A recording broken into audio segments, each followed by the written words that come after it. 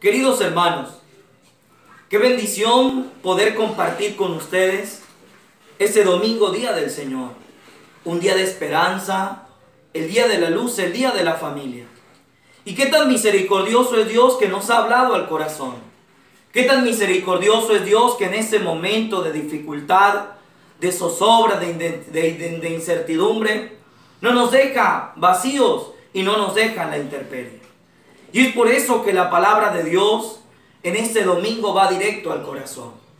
Y me quisiera detener en 5 características o en 5 enseñanzas que hoy nos enseña en el Evangelio la situación de la sanación del ciego de nacimiento por parte de nuestro Maestro.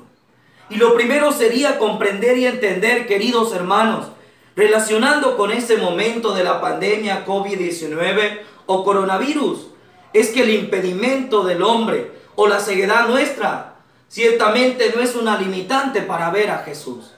¿Cuántos de nosotros podemos ver físicamente, pero los ojos de nuestro corazón están cegados y cerrados por miedo a tener una experiencia con Dios?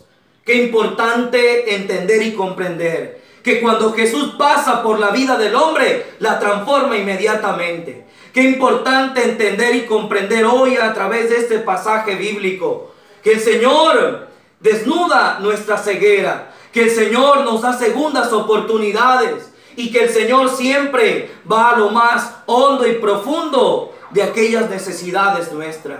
Y esta no es la excepción, porque el momento que estamos pasando coyuntural en el mundo entero va a ser una gran enseñanza para que nosotros cada día nos aferremos a Dios, para que nosotros aprendamos a ver la gloria de Dios, para que se nos quite la ceguera que está acabando con el precioso tesoro que Dios nos ha dado, para que lo administremos, que es la creación.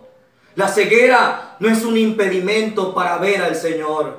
Yo te pregunto, ¿cuál es la ceguera que está sobre tu vida? ¿Cuál es la ceguera que está sobre tu familia? Y este es el tiempo en el cual el Señor nos está regalando, en donde la casa, la iglesia doméstica que es el hogar, Dios te está dando una oportunidad para que en familia ores, para que en familia te unas, para que en familias descubras el tesoro inmenso de que cuando vemos a Jesús y nos desnudamos cara a cara delante de Él, el Señor no nos defrauda. Nos defraudará el hombre porque el libro de Jeremías 17 lo dice. Maldito el hombre que confía en el hombre, pero bendito el hombre que confía en Dios. Lo segundo, queridos hermanos, qué importante comprender y entender que Dios en un segundo puede cambiar la historia de tu sufrimiento del mío.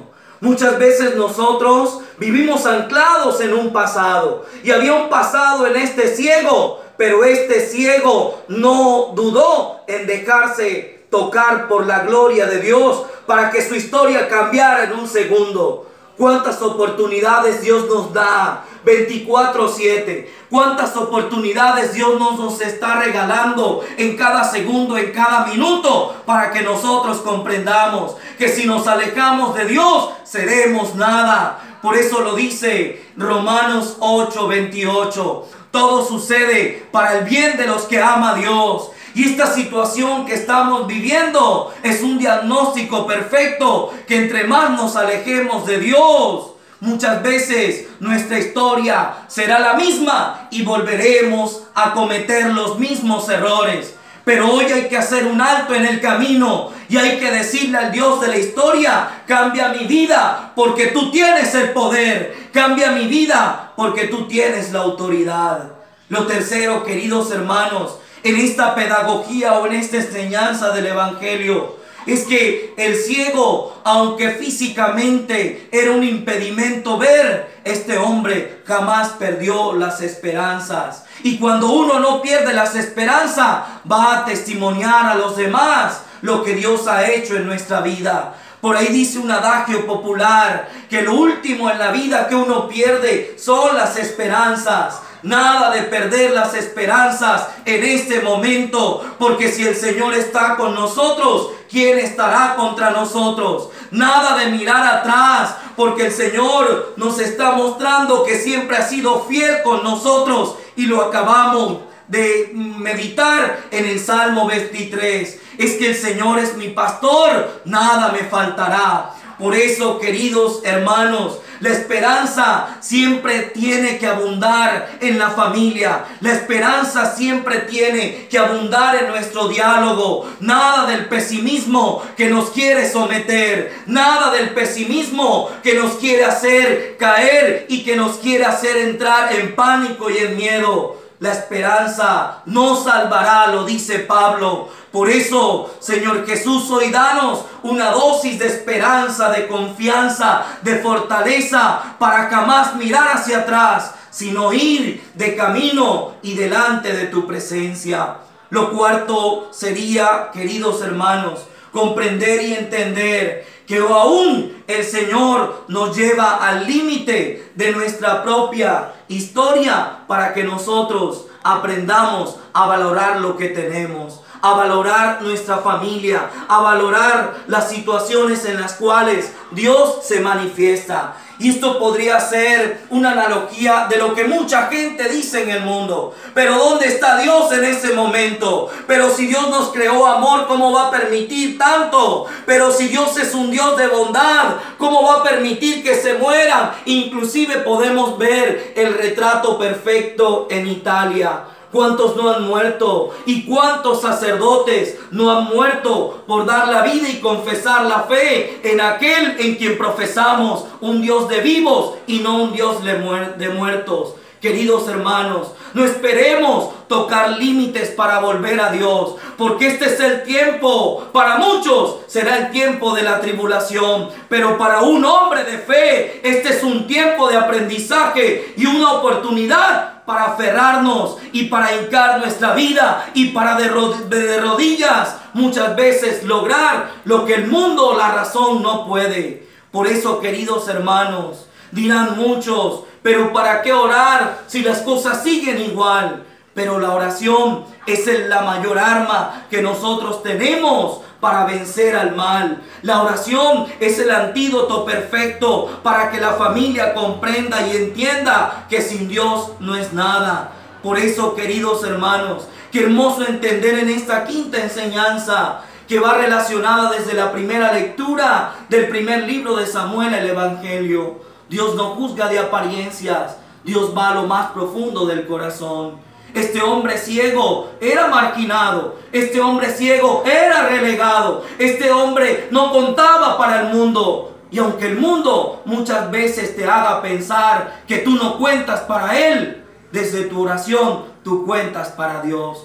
Porque no hay lugar más alto que estar de rodilla delante de su presencia.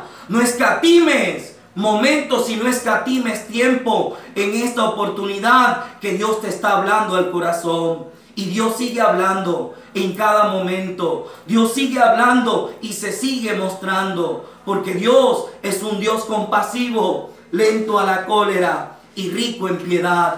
Lo diría el santo Pío Pietrelcina. Bendita la crisis que nos lleva a Dios. A veces pensamos que las crisis son el final, pero una crisis o un momento de dificultad puede ser la mayor bendición, y a veces no lo creemos.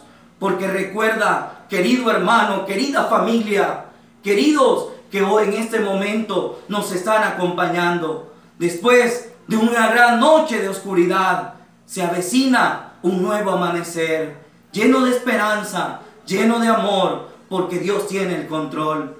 Y recuerda esto: haz todo, como lo diría San Ignacio de Loyola, haz todo en la vida como si dependiera de ti, pero al final creyendo y confiando que todo depende de Dios, que es otra cosa totalmente diferente. Bendita la crisis que te ha llevado a Dios. Bendita la crisis en la cual te has tocado levantar. Bendita la crisis que ha sido una oportunidad para valorarte y valorar. Bendita la crisis que te tiene hincado en aquel Dios en el cual nunca deberías apartarte. Que esta sea la gran enseñanza de hoy del ciego y de Jesús, que no mira de apariencias, sino que va a lo más profundo del corazón. Y recuerda estar siempre atentos, porque durante estos días te acompañaremos y la oración será el fermento y la savia que nos dé la victoria. Porque no hay resurrección sin cruz, no hay día sin noche y no habrá bendición si no la buscas y sin el sufrimiento o el sacrificio que tienes que hacer. Gracias por estar en esos momentos conectados con nosotros. Gracias por todas las muestras de cariño, de amor, por todos los sentimientos que nos siguen uniendo. Aunque de tu casa y desde nuestra parroquia seremos uno, siempre y cuando nos mantengamos conectados por las redes sociales. Pero lo más importante, recuerda también que los amigos nos encontramos en la oración. A través de ella podemos, porque unidos podemos más. Que el Señor nos bendiga, nos siga fortaleciendo y que ahora en donde ese pan y el vino se harán y se transformarán en el cuerpo y la sangre del Señor, obtengamos la fortaleza y la bendición para que creyendo tengamos el anuncio que ha sido aquel, que ese hombre, cuando Jesús no le tocó de otra sino decirle: Señor, ya creo que tú me has sanado.